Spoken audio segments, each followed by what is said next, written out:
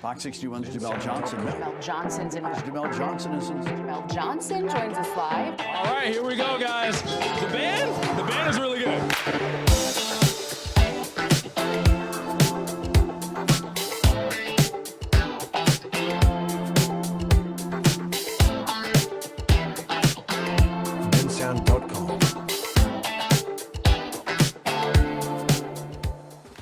A Minecraft movie has drawn crowds nationwide. And along with the explosion in commercial success came a social media trend that is now leaving theaters a mess and making cleanup more difficult. I have been driving all day. I'm so tired. I just want to get home. It's only 5 minutes away. I mean, no one cares if I speed just a little bit, right? Washington, Connecticut does. In fact, they'll be the first town in Connecticut to have speed cameras deployed on their roads. First semester of the school year is coming to a close, and that means the first wave of college acceptances is starting to roll in. And right here at the Connecticut IB Academy, they're finding a special way to honor those acceptances. I'm Jamel Johnson, and coming up on Fox 61, I'll show you how they're sending their seniors off right. When parents send their children to school, they want them to be safe. You got everything? Yeah. Okay, have a good day. All right, Dad, I will. I promise. Okay, see ya.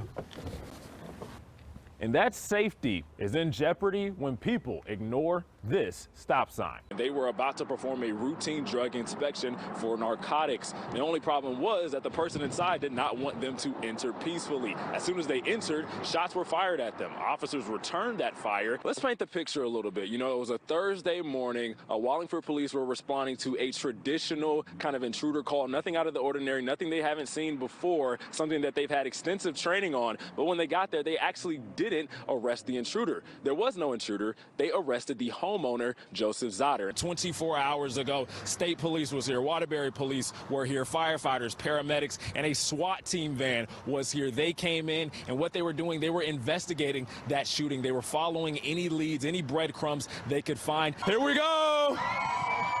What are they throwing? T-shirts? Hey! Can I get a T-shirt? Let me get a T-shirt. Let me get a T-shirt. Let's go. I got it. I got a T-shirt. Let's go. Let's go. All right, Jeff Bezos, where do I sign up for the next flight, right? Do you have a couple billion? I think that's what it costs if you want to go. Our temperatures will be warming up as we head into the weekend. Now, we almost hit that exceptional. The fifth. Yeah, American right? flag going right here. He is styling this morning. Red, Patriotic. blue, just very happy to. People across social media are sharing their tips and tricks to combat the effects of alcohol for those who may have drank a little too much. But some claim there's one cause of bad hangovers that we just can't control: getting older. Well, if you're out late with your friends having fun, there's not a lot of places to eat, not a whole lot of options. But McDonald's is extending its hours this summer. Well, new year, bad weather. More rain is on the way for the start of 2025. Yeah. Quinnipiac University conducted a poll on how the United States feels toward AI. Sprite jumped to number 3, which puts Pepsi down to number 4. Pepsi just keeps falling. Diet Coke lands at number 5. If you're a Spotify user, you already know you weren't able to listen to your music this morning. A widespread outage paused listening time. Now is as good a time as ever to ask, are you up? Hey, I got my coffee right here. This is my second cup. Deshaun, do I need to wear a jacket the rest of the week? Because I didn't today and I regret it. In the wise words of James Winston, this is a W. A lot of these teams ate a W tonight. And we ate a W too. News 4 ate a W. You did amazing. Let's go. We'll see y'all. Have a good night. The Ashford Yellow Jackets and the New Brockton Gamecocks are both 2-2 in the region. Playoff implications are on the line tonight, but who wants them more? We'll find out, because Friday Night Football starts right now.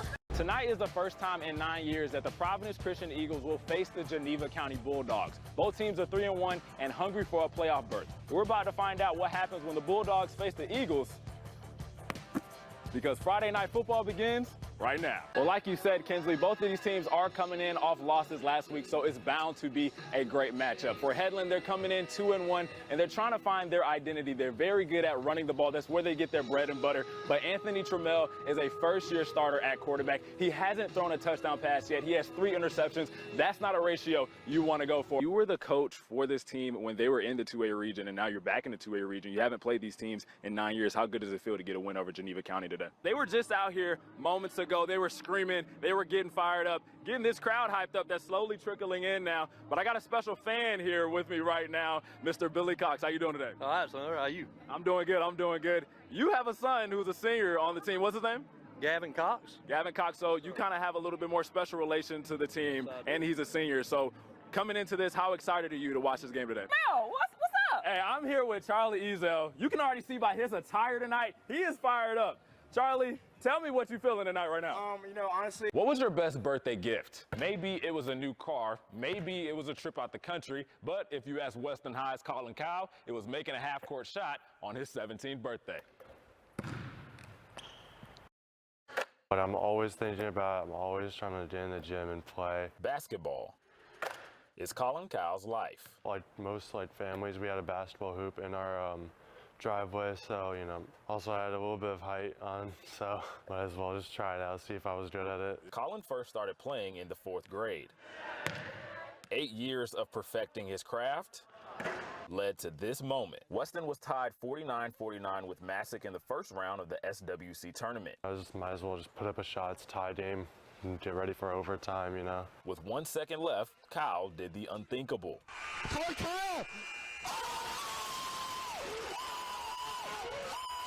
He drained a half-court shot to give the Trojans the win. When I hit the shot, the entire team just mobbed me on the court.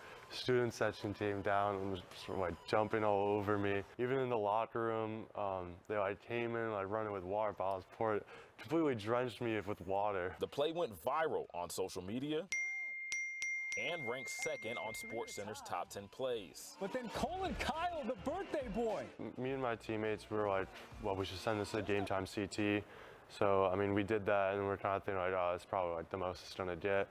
Then all of a sudden, later that night, it's on SportsCenter, and then House of Highlights posts me, so all that just happened.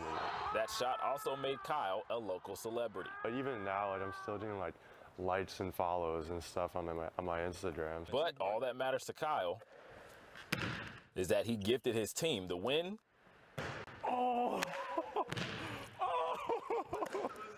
And gifted himself with the most memorable birthday yet. Would you say this was probably your best birthday ever?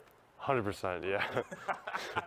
I don't know what should beat this, honestly. This is a box of knives, and to someone like me, I would use them and throw them out.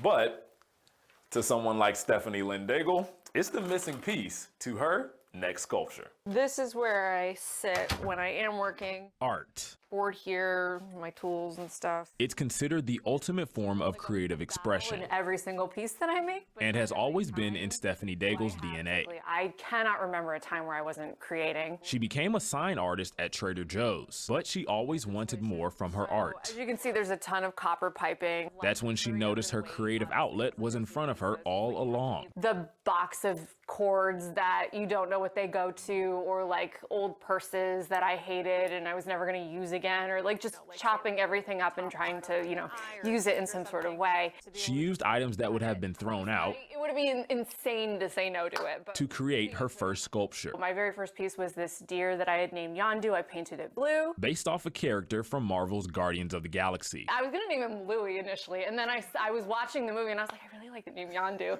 299 pieces later. Technically, that's probably a lot harder. Her hobby is now her full-time job. That's Yondu, that's Tao, this is Prudence, that's Kobe, the dog over there is Charlie, and that octopus is Misha. One person's trash is Daigle's treasure. Oh, it's a bunch of junk. Her eco-friendly passion I think a lot of people assume that I dumpster dive. I have never done that. Has resonated with an entire community. Initially, it was all my own junk, and then it became the junk of my friends and family, my neighbors, that like everyone that knew I was doing it was like, oh, I saved you all of these things, like here you go. But I am so proud to say that I have probably saved a ton of trash from being put in a landfill. Or A trash train she doesn't see stopping you're like, this guy, that guy would go in there full. anytime soon. So I'm gonna do this forever. I fully intend to until my hands stop working because they're super arthritic. And Yondu will always be on for the ride. I don't feel overly precious about most things that I create.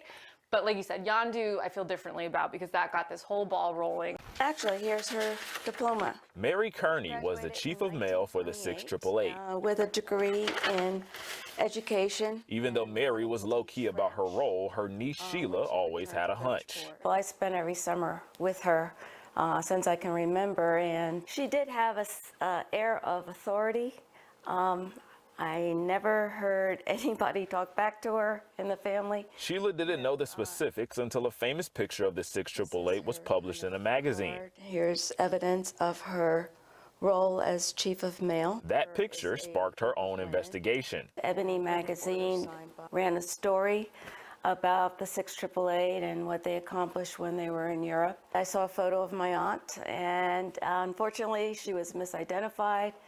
And from there, I just took it upon myself to learn more about it. After fighting to get her aunt properly represented in the magazine, Campbell, Mary, and Charity Adams. she set out to bring awareness to the many women who served in the unit. When I first testified before the Committee on Military and Veterans Affairs, a lot of them never even heard of 68888. They were organizing mail for the Marines, Army, Air Force. As a part of this project, she's trying to connect the descendants of the 10 women who served in Connecticut with their family history. I did find one family, and that's the family of Anna Tarek from Norwich. Her niece and I have become really good kind of sister buddies because we share stories about her aunt and my aunt. A heroic effort by Sheila, one she learned from her Aunt Mary. I would just say how much I love her and how much I admire her because it was tough. It was really tough.